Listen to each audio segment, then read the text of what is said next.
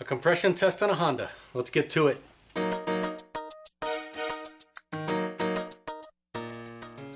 This is what we're working on today, a 2007 Honda Accord. This one has a 2.4 liter 4-cylinder K24 engine. I diagnosed this thing in a previous video. It was running rough, misfiring on startup. So if you haven't watched that video, I'll go ahead and put a link in the description. But today we're going to go ahead and do a compression test on all 4 cylinders. When we're doing compression testing, we want our battery to be squared away. So this thing is fully charged up and it's in good condition. Now I'm going to go ahead and fire up the vehicle and we're going to let this thing warm up. We want to do our compression testing when this engine is nice and warm.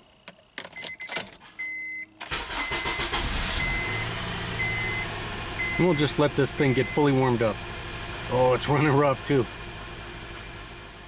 Alright, we're fully warmed up. I'm going to go ahead and shut it off. Now we need to disable the fuel system on this thing so it doesn't try to start and run when we're doing our testing. Now there's a few ways we can do it. We can unplug our fuel injectors, we can pull fuses, we can pull relays, things like that. I'm going to do it with a scan tool. Now I have several scan tools I can use to do this, but today we're going to use the top-down one. We'll go ahead and plug in our VCI. Where are you at? Right there. Turn our key on. Fire up the scan tool. Alright, we'll go into diagnostics. We'll try to do an auto ID.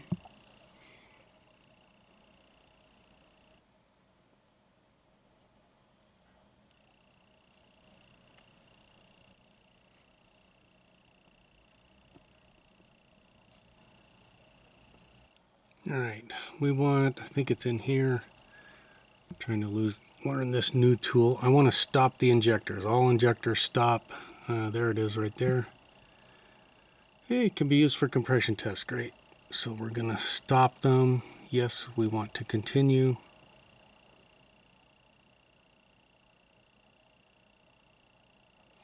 Alright, press OK to stop them. Yes. They're stopped. Afterwards, we will have to reset the PCM.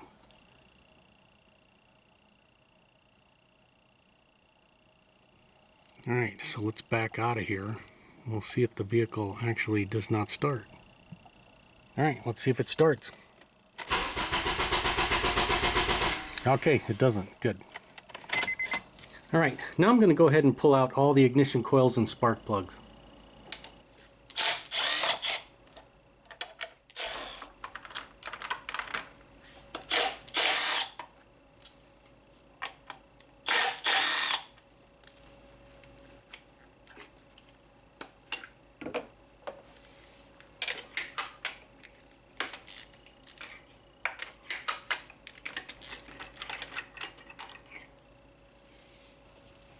Alright, to do the test, we're going to need a compression test kit, so this is the one I'm going to use. This one's made by OTC. There's your part number right there. Alright, that's what comes in this kit. Now, we need to get an adapter that matches our spark plug, and just be careful, those are still hot. So this one right here is what I use on a lot of Hondas. And we can see that our threads match, so it'll work, and we don't want this to be longer than our spark plug, because if it sits down too far, our piston can come up and hit it. So we don't want that. So to be safe, we'll use this one, and of course we're going to need our compression gauge. Alright, on this K24 engine, cylinder 1 is there, then 2, 3, and 4. So we're going to test them exactly in that order. So we'll take this, we'll thread it down our spark plug tube, and tighten it up.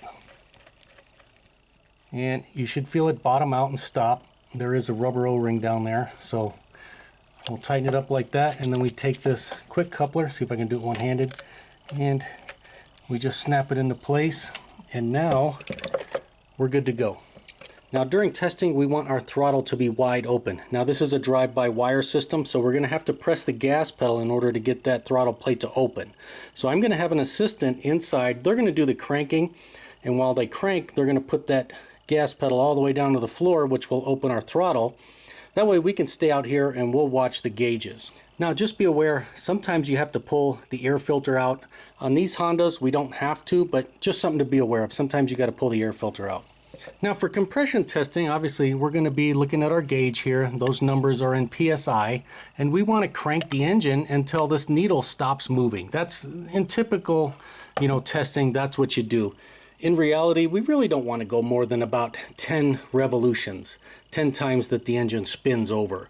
So in most cases, like Honda recommends that we stay between 6 and 10. So we're going to go for 7 times. So when you crank the engine, when you hear it go din-na-na-na, na-na-na-na, no, that would be 3 times. So we're going to try to go 7 times for each one. And we want to be consistent. We want to do it the same number of times for each cylinder so our tests are accurate. All right, so while we're out there looking at our compression gauge, I'm just going to have an assistant come in here, put their foot on the gas pedal like that, go to wide open throttle, and then they're going to crank it for 7 revolutions. We'll do that for each cylinder. Now, although we have something in this cylinder, we have 3 open cylinders with nothing in them. So we have to remember it's going to sound and crank different than when we have the spark plugs in and it's trying to start. Okay, I have my assistant in there that's going to help us out, so we'll just keep an eye on the gauge. Okay, wide open throttle, and we can hear it open up. Go ahead and crank it.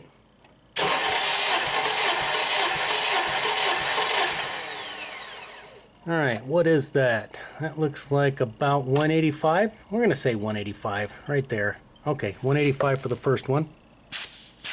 Okay, I moved the compression tester over to number 2 cylinder. Okay, wide open throttle. Go ahead and crank it.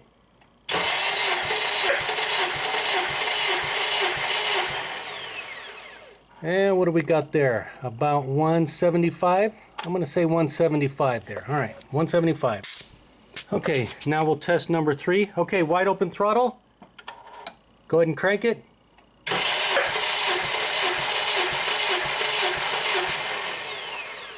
And what is that? About 182? I'm going to say 182 on that one. And if you're curious what the minimum PSI spec for compression is on these Hondas, I'll let you know in a minute. But first, let's go ahead and test number 4. Okay, wide open throttle. Go ahead and crank it.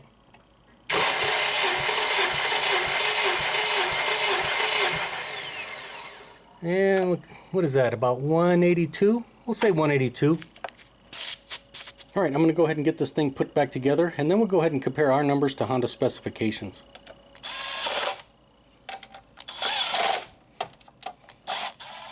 All right, now that it's all put back together, let's go grab a scan tool. We'll reset the PCM, make sure this thing starts.